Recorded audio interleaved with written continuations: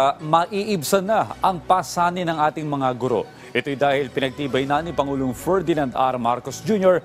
ang batas para gawing doble ang kanilang teaching allowance. Si Alan Francisco sa sentro ng balita. Symbolic ang paglagda ni Pangulong Ferdinand R. Marcos Jr. sa Kabalikat sa Pagtuturo Act sa Malacanang. Pagkilala ang batas sa sakripisyo ng mga guro sa matagal na panahon.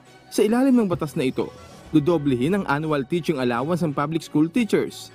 Mula yan sa dating 5,000 pesos na magiging 10,000 pesos na walang pataw na buwis. Mararamdaman yan ng mga guro sa school year 2025 to 2026.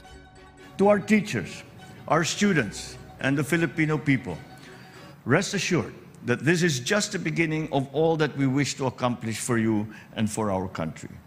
We are constantly looking for and finding solutions to the decades-old problems of our society now, and not just mindlessly flinging the burdens of the present administration to the next administration or to the next generation.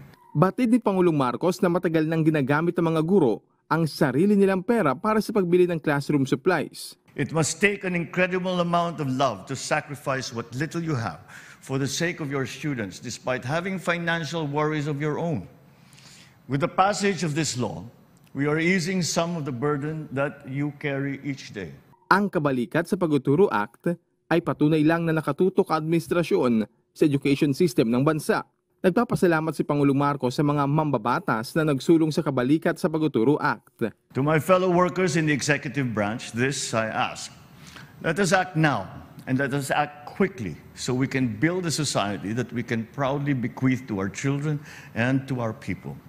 Let us take this chance and continue delivering the best for a brighter tomorrow for all. Alan Francisco para sa Pambansang TV sa Bagong Pilipinas.